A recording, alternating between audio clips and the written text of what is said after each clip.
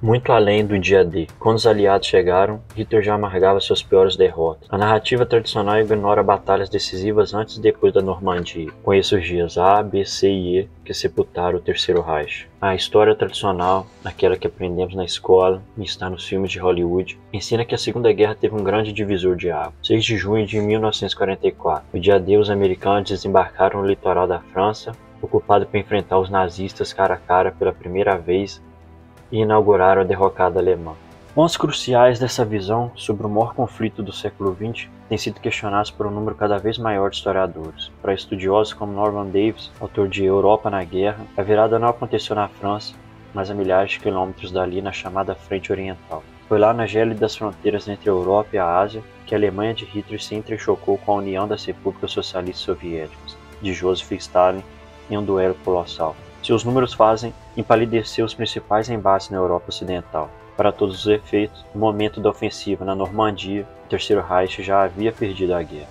O dia D foi importante, mas uma distorção colocada como o grande momento do conflito foi na Frente Oriental que o grosso das tropas alemãs foi derrotado. E foi esse, provavelmente, o momento decisivo da guerra. Uma vez de um embate entre o bem e o mal, com os Estados Unidos no papel de herói, a Segunda Guerra foi uma luta implacável entre dois vilões paranoicos, ambiciosos e impiedosos. Antes do conflito, a ditadura stalinista já havia matado milhões de pessoas em expurgos políticos e migrações forçadas. No coração da Segunda Guerra há um grande paradoxo, afirma Andrew Roberts em The Storm of the War. Embora a guerra na frente ocidental tenha sido travada em nome da democracia, o principal vencedor foi um ditador tão psicologicamente perverso quanto Hitler, e capaz no mesmo nível de barbárie. A luta de vida ou morte entre Hitler e Stalin começou de modo traiçoeiro, com aliança. Ideologias à parte, ambos tinham desejos comuns: aumentar sua esfera de influência, abocanhar territórios e reverter a hegemonia de Inglaterra e França na Europa. Em agosto de 1939, Berlim e Moscou assinaram um pacto de não agressão.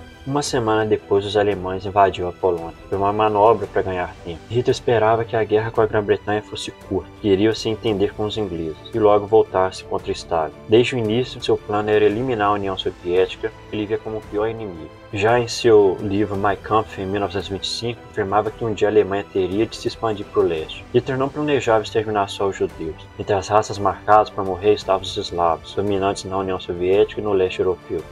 O acerto cínico entre a Alemanha e a União Soviética durou 3 anos. Nesse meio tempo, a Blitzkrieg levou de roldão a Escandinávia, a França, os Países Baixos, a Bélgica e Luxemburgo. Os bombardeiros incluíam a Grã-Bretanha, mas o primeiro-ministro Winston Churchill recusava-se a fazer um acordo com os nazis. Foi então que Hitler cometeu o maior erro estratégico da sua vida. Optou por invadir a União Soviética. Ele queria eliminar a hipótese de uma aliança entre Londres e Moscou, atacando ao leste, pretendia neutralizar os aliados na França Ocidental. O petróleo do Cáucaso e outras riquezas soviéticas seriam ainda um outro prato cheio para eliminar a máquina de guerra nazista. Em junho de 1941, o Terceiro Reich havia mobilizado 3 milhões de soldados alemães, mais de 1 milhão vindos da Itália, Romênia e outros regimes simpatizantes, além de 3 mil tanques e 2 mil aviões e 600 mil cavalos. Batizado de Barbarossa, essa era a maior operação militar de todos os tempos. Às 3 da manhã de 22 de junho, tropas alemãs cruzaram as fronteiras da União Soviética do Mar Báltico ao Mar Negro. Surpreendidos, os soviéticos perderam 6 mil aviões em terra. Em algumas semanas, os blindados alemães avançavam pela Lituânia, Bielorrússia e Ucrânia. Parecia uma barbada. O otimismo nazista fazia sentido. Na época, o Exército Vermelho era caótico. A perseguição de Stalin e seus adversários políticos havia eliminado mais de 30 mil oficiais. Sobraram comandantes inexperientes e soldados mal equipados. Por isso, Stalin morria de medo de uma invasão alemã. No início de 1941, ignorou sucessivos alertas de seus espiões. Quando o ataque ocorreu, ficou horas atônito em seu gabinete. Tudo indicava que Hitler triunfaria.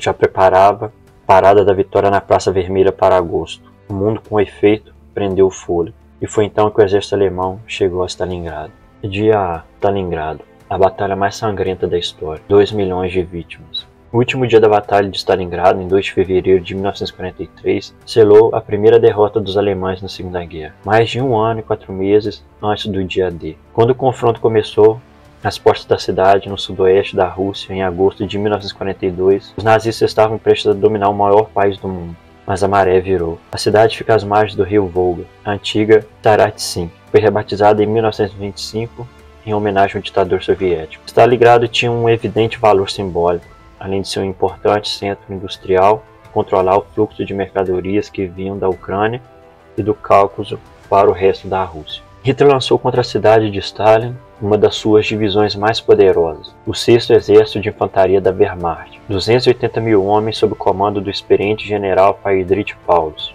Em 23 de agosto, a Luftwaffe, Força Aérea, jogou um carpete de bombas sobre a cidade. Tanques de petróleo explodiram e as chamas chegaram a 1,5 km de altura. Os prédios se transformaram em escombros, e foi em meio a eles que o grosso da batalha aconteceu. Como o Exército Vermelho, o grande azarão da Segunda Guerra, conseguiu virar a missa contra as tropas mais disciplinadas e bem treinadas do mundo. Para começar, Stalin convocou os soviéticos pelo rádio para a Grande Guerra Patriótica. Depois mandou sua polícia secreta, a NKVD, para os 4 cantos da União Soviética. Milhões foram recrutados. Desertores eram executados ou enviados aos gulags. Só restava lutar. E os russos lutaram com uma ferocidade que surpreendeu os alemães. Armados de fuzis, antiquados camponeses, operários, mulheres e adolescentes lançaram-se contra os tanques nazistas com valentia suicida. Os comunistas venceram, mas perderam mais gente entre todos os países envolvidos na Segunda Guerra. 27 milhões de pessoas, quase 1/3 dos habitantes da Ucrânia desapareceu. Na outra frente, os Estados Unidos e Grã-Bretanha juntos perderam 280 mil soldados. Além de usar sua população, Stalin conseguiu reequipar o Exército Vermelho. Transferiu 1,5 mil fábricas de armamentos para o fronte. Os comunistas chegaram a montar e povoar uma cidade inteira a leste dos montes Urais, com o único propósito de construir tanques. Chelyabinsk ficou conhecida como Tankogrado.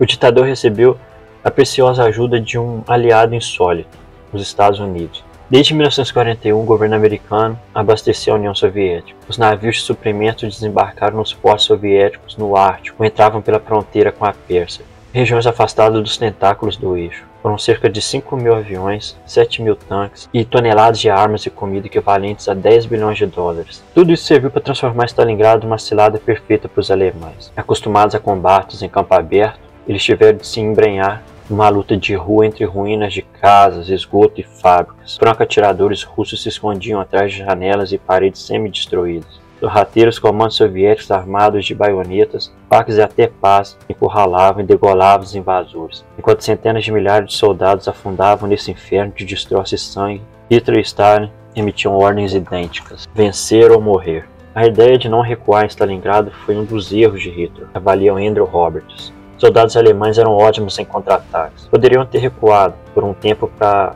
em seguida lançar nova ofensiva. Para os russos, ao contrário, a decisão de não recuar foi um acerto. Em Stalingrado, a teimosia começou a inverter o rumo da guerra. Defensores da cidade detiveram os nazistas até novembro de 1942, quando 1 milhão de russos recém-recrutados cruzaram o Volga e envolveram as posições alemãs. Baterias antiaéreas russas impediam que a Luftwaffe despejasse mantimentos, e os soldados alemães começaram a morrer de fome e de frio. Hitler cometeu outro deslize fatal. Não tomou previdência para uma campanha de inverno. Enquanto a batalha se estendia, a temperatura começou a cair até menos 45 graus. Os uniformes alemães eram inadequados e os tanques ficavam atolados na mistura de neve e lama. Para se proteger dos ventos dilacerantes, começaram a construir muros de corpos congelados. Quando a Wehrmacht finalmente se rendeu no dia A, mais da metade do 6º Exército estava morta. A espinha da Operação Barbarossa fora quebrada. Até ali, não havia nenhum único soldado americano lutando em solo europeu. Dia B. Espiões frustram contra-ataque alemão na pequena Kursk. Após Stalingrado, os soviéticos começaram a avançar, recuperando territórios perdidos. Em 4 meses, fizeram os nazistas recuar 500 km para o sul, formando uma imensa ponta de lança na área ocupada pela Alemanha. Bem no meio da saliência ficava a pequena cidade russa de Kursk. Foi lá que a Alemanha planejou contra-atacar. O inverno russo havia passado. O verão chegou com céu azul e sol escaldante. Era o momento certo para Hitler vingar a vergonhosa derrota em Stalingrado. Durante meses, os alemães aceleraram a produção de blindados. Em seguida, reuniram suas melhores divisões de tanques Panzer, diz o historiador Carlos Roberto Carvalho, da Aros, professor da Universidade do Sul de Santa Catarina. Com o tempo bom e seco, o terreno era apropriado para o emprego de carros de combate. Os alemães planejaram apanhar os russos em uma batalha decisiva. A data para o contragolpe nazista foi marcada em 4 de julho de 1943, mas a ofensiva alemã acabou se transformando no dia B da vitória soviética. Meses antes, espiões de Stalin haviam revelado o local exato do ataque nazista. Os soviéticos tiveram tempo de sobra para se preparar. Kursk foi envolvido em círculos concêntricos de campos minados, canhões antitanques, lançadores de foguete, obuses e morteiros. Além disso, fábricas como a de Tancogrado tinham enviado à cidade cerca de 5.000 tanques novinhos. Na época, Kursk havia se tornado a fortaleza mais bem protegida do mundo, escreve Andrew Roberts. Quando os nazistas avançaram na direção da cidade com mais de 2.500 tanques, foram recebidos com a chuva de fogo, chumbo e metal. Assim começou a maior batalha de blindados da história, que se estenderia até agosto. Bandos de monstros de aço explodiam uns aos outros a curtíssima distância, diz Norman Davis. Enquanto isso, o esforço de lutar em dois frontes empurrando o Terceiro Reich para o precipício. Ao mesmo tempo em que era travada a Batalha de Kursk, a Sicília foi invadida por ingleses e americanos. Como a Itália já dava sinais de que abandonaria a luta, diversas divisões alemãs engajadas na Rússia tiveram de ser deslocadas para cobrir o fronte exposto na Sicília. A Batalha de Kursk teve de ser encerrada. A partir daí, o Exército Vermelho avançou como um rolo compressor. O plano era expulsar os nazistas de todo o território da União Soviética, depois disso atacar Hitler em sua casa. Dia C. 900 dias de cerco não garantiram a vitória nazista em Leningrado. Os nazistas já haviam sido derrotados no sul, agora faltava expulsá-los do norte do país. Na limpeza do quintal soviético, o momento crucial foi 27 de janeiro de 1944, nosso dia C. Nessa data acabou o cerco a São Petersburgo, no norte da Rússia. Trata-se de uma das cidades mais tradicionais e capital do país até 1918. Erguida sob ordens específicas de Pedro o Grande, na década de 1920 foram rebatizadas em homenagem a Lenin, tutor político e ideológico de Stalin. Desde dezembro de 1941, Leningrado estava bloqueado por forças alemãs. Em vez de invadir a cidade, Hitler ordenara que seus habitantes fossem mortos por inanição. Quando o Exército Vermelho finalmente rompeu o sítio, 1 milhão de russos tinham morrido. E ainda assim, Leningrado não se rendera. O simbolismo não poderia ser mais eloquente. Depois de fracassar na cidade de Stalin, Adolf Hitler acabou humilhado também pela cidade de Lenin. Dia aí. Operação Bagration virou uma vingança soviética. Foi só depois de todas essas derrotas nazistas na frente oriental que os aliados aportaram na Normandia em junho de 1944. As forças americanas e inglesas já haviam cutucado o eixo na Sicília e agora enterraram sua ponta de lança bem no coração da frente ocidental, na França. Àquela altura, o Terceiro Reich já tinha quebrado dentes e ossos contra a muralha russa, mas o desembarque aliado garantiu que o avanço do Exército Vermelho continuasse até Berlim. A ofensiva soviética ao leste não teria o mesmo sucesso se a retaguarda de Hitler a oeste ainda estivesse segura, afirma Darós.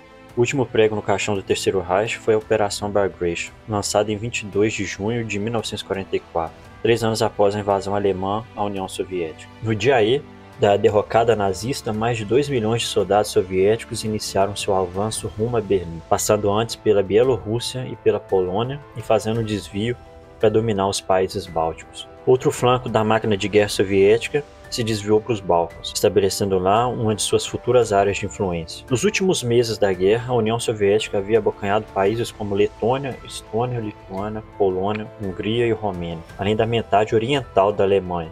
Enquanto os aliados avançavam pelo ocidente, as tropas de Stalin penetraram o território do Reich pela Prússia Oriental e despejaram todo o seu desejo de vingança sobre os civis alemães. No mesmo dia em que os soldados do Exército Vermelho avançaram pelas ruas devastadas da capital até o Reichstag, Adolf Hitler cometeu suicídio com um tiro na cabeça em seu bunker. Na manhã do dia 1º de maio, um general soviético telefonou para a casa de campo de Stalin e ordenou que os guardas o acordassem. Recém-desperto, o tirano recebeu a notícia.